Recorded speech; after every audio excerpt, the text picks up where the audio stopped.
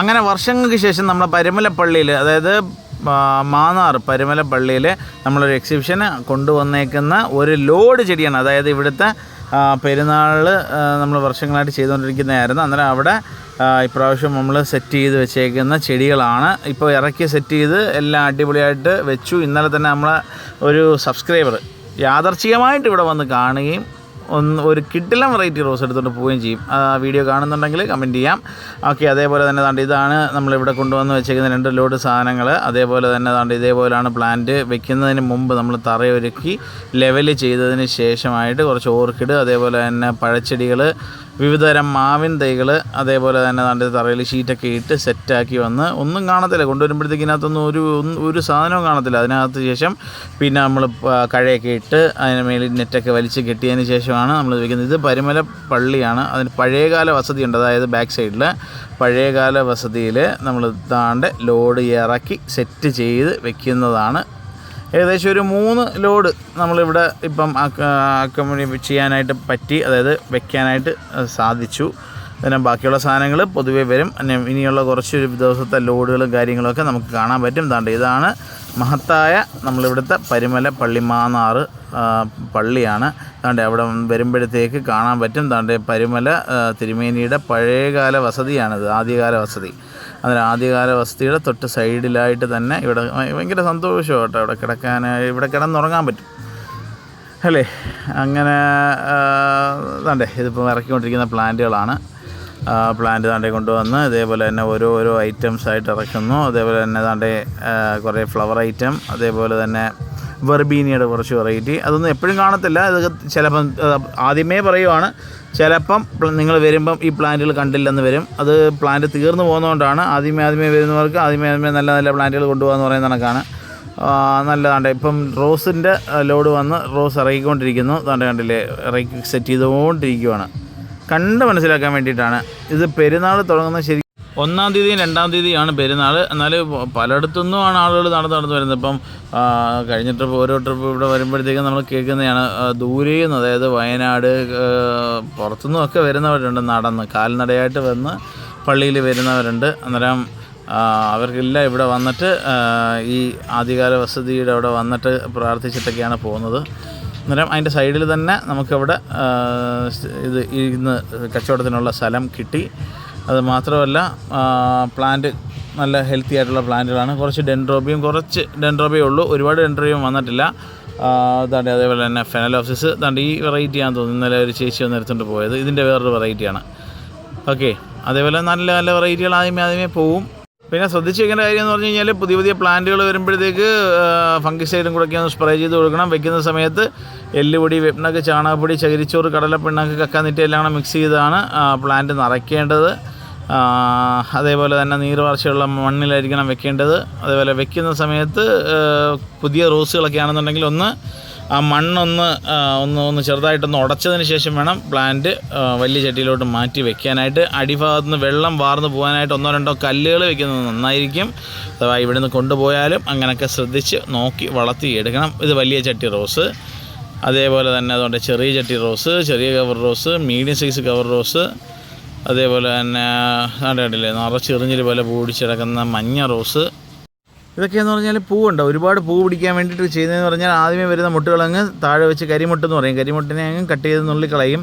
അന്നേരം അടുത്ത പൂക്കൾ വരുമ്പോഴത്തേക്ക് നല്ല നിറച്ച് വലിയ പൂവും അതേപോലെ തന്നെ ക്ലസ്റ്ററായിട്ടുള്ള പൂ കിട്ടുകയും ചെയ്യും. അതേപോലെ തന്നെ ജെറിബറ നിൽക്കുന്നുണ്ടല്ലേ, നല്ല അടിപൊളിയായിട്ട് നിൽക്കുന്ന ജെറിബറ. അതേപോലെ മിനിയേച്ചർ റോസ്, അതേപോലെ ചെറിയ ബട്ടൺ റോസ്. ഇതൊക്കെ കുറച്ചേ ഉള്ളൂ. ഇതൊക്കെ ചിലപ്പം തീർന്നു പോകാൻ സാധ്യതയുണ്ട്. അന്നേരം അതും കൂടെ ഒന്ന് ഓർക്കുക. അതേപോലെ ഇനിയുള്ള വെറൈറ്റി ലോഡുകളൊക്കെ വരുമ്പോഴത്തേക്ക് നമുക്ക് ഇതേപോലെ തന്നെ കാണാനായിട്ട് സാധിക്കും. അതേപോലെ തന്നെ ചേട്ടന്മാരൊക്കെ ഉണ്ട്. അവരൊക്കെ വന്നു കഴിഞ്ഞാൽ കണ്ടില്ലേ, ഇതേപോലെയാണ് റോസിൻ്റെ ലോഡ് ഇറക്കുന്നത്. റോസിൻ്റെ ലോഡ് നല്ല എല്ലാ ലോഡും അവരൊക്കെ തന്നെ ഇറക്കുന്നത്. കണ്ടില്ലേ, അതിനിടയ്ക്ക് അച്ഛനും പീലിയും വന്നു. പീലി കൊണ്ട് അതിന് മുമ്പേ അവൾ ചാടി, ഒരു രക്ഷയില്ല. ഓക്കെ, അന്നേരം കണ്ടില്ലേ അവരിറങ്ങുന്നു. അതുകൊണ്ട് ഇതേപോലെയാണ് അന്നേരം പ്ലാന്റ് സെറ്റ് ചെയ്തത്. അപ്പോൾ ഇറക്കി വെച്ചതിന് ശേഷം ലൈറ്റായിട്ടൊരു ഫംഗിസൈഡ് നമ്മൾ സ്പ്രേ ചെയ്ത് കൊടുക്കും. അതിനുശേഷം വെള്ളം ഒഴിച്ചതിന് ശേഷമാണ് ഫംഗിസൈഡ് കൊടുക്കുന്നത് സാധാരണ. കാര്യം ഇല്ലെന്നുണ്ടെങ്കിൽ ഈ വെള്ളത്തിൻ്റെ കൂടെ ഫംഗിസൈഡ് അങ്ങ് വാർന്നു പോകും. അന്നേരം അത് ശ്രദ്ധിക്കുക. അത് വെള്ളം ഒഴിച്ച് അതിൻ്റെ ഒരു 2 മിനിറ്റ് 5 മിനിറ്റ് കഴിഞ്ഞതിന് ശേഷം വേണം ഫംഗിസൈഡ് കൊടുക്കാനായിട്ട്. അതായത് വെള്ളം വാർന്ന് പോയതിന് ശേഷമായിട്ട് ഒന്ന് ഡ്രൈ ആയതിന് ശേഷം വേണം നമ്മൾ ഫംഗിസൈഡ് കൊടുക്കാനായിട്ട്. അതിന് ശേഷം നമ്മൾ പ്ലാന്റ് വീട്ടിൽ കൊണ്ടുവച്ച് ഒരു 15 ദിവസം കഴിഞ്ഞതിന് ശേഷം നമുക്ക് ഇൻസെക്ടിസൈഡായിട്ട് റീവയോ അല്ലെങ്കിൽ റിയൂഡോ ഏതെങ്കിലും ഒന്ന് 1 ലിറ്റർ വെള്ളത്തിനകത്ത് ഒരു 5 മില്ലി കലക്കി നന്നായിട്ട് കലക്കിയതിന് ശേഷം ഒന്ന് സ്പ്രേ ചെയ്ത് കൊടുക്കുന്നത് നല്ലതാണ്. അതുപോലെ അത് കൊടുക്കുന്ന സമയത്ത് ശ്രദ്ധിക്കേണ്ട ഒരു കാര്യമുണ്ട്. ഇത് ഇലയുടെ അടിവശത്തായിട്ട് കൊടുക്കണം. ഇലയുടെ അടിവശത്താണ് കൂടുതലും പ്രാണികളൊക്കെ വന്നിരിക്കുന്നത്. ഇപ്പം വെയിലൊക്കെ കടിക്കുന്നത് കൊണ്ട് ഒരു കാരണവശാലും ഇലയുടെ മുകളിലധികം പ്രാണികൾ കാണത്തില്ല, ഇലയുടെ അടിവശത്തായിരിക്കും. അന്നേരം ലൈറ്റായിട്ട് ആ സ്പ്രേയർ ഇച്ചിരി ഒന്ന് താത്ത് അതിന് അടിഭാഗത്ത് വീഴത്തക്ക രീതിയിൽ ലൈറ്റായിട്ടൊന്ന് സ്പ്രേ ചെയ്ത് കൊടുത്തു കഴിഞ്ഞാൽ നല്ലതാണ് പ്ലാന്റിന്. അതേപോലെ തന്നെ കീടങ്ങളൊക്കെ മാറാനും ഒക്കെ നമുക്കൊരു പ്രയോജനമാവുകയും ചെയ്യും. അതേപോലെ ഒരുപാട് സാധനങ്ങൾ ഇനി വരാനുണ്ട്. അന്നേരം ബാക്കിയുള്ള ലോഡിൻ്റെ വിശേഷങ്ങളും കാര്യങ്ങളും എല്ലാം നമുക്ക് ഇനി വരിയിൽ പരിചയപ്പെടാം. അതേപോലെ തന്നെ നിങ്ങൾക്ക് ഈ വീഡിയോ ഒരു എക്സ്പീരിയൻസ് ആയില്ലേ, നമ്മളെങ്ങനെയാണ് നമ്മളൊരു നഴ്സറി സെറ്റ് ചെയ്യുന്നത്, അതേപോലെ തന്നെ ഒരു എക്സിബിഷൻ എങ്ങനെയാണ് നടത്തുന്നത്, അതേപോലെ തന്നെ എങ്ങനെയാണ് നമ്മളൊരു തറ ഒരുക്കുന്നത്, ഇങ്ങനെയുള്ള കുറേ കാര്യങ്ങളിപ്പം നമ്മൾ വീഡിയോ കാണുമ്പോഴത്തേക്ക് നിങ്ങൾക്ക് എല്ലാവർക്കും മനസ്സിലായി കാണുമെന്ന് വിശ്വസിക്കുന്നു. അന്നേരം ഇതേപോലെ പിന്നെ നിങ്ങളുടെ വിലപ്പെട്ട നിർദ്ദേശങ്ങളും കാര്യങ്ങളും എല്ലാം അറിയിക്കണം.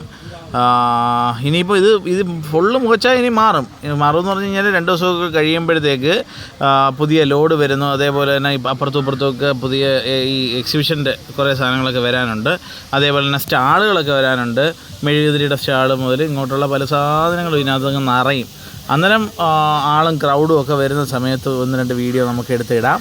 അന്നേരം എന്താണ് ഇവിടെ നടക്കുന്നത് എന്നൊക്കെയുള്ള ഡീറ്റെയിൽഡായിട്ടുള്ള ഒരു വീഡിയോ തന്നെ ആയിരിക്കും. അന്നേരം ഇതാണ് പഴയകാല വസതി. എങ്ങനെ പോയാലും ഒരു 2 ആഴ്ചത്തേക്ക് ഞങ്ങളിവിടെ കാണും. നമ്മളെ ചേട്ടന്മാരെല്ലാം ഞാൻ കാണണമെന്നില്ല, ചേട്ടന്മാരും എല്ലാവരും ഇവിടെ കാണും.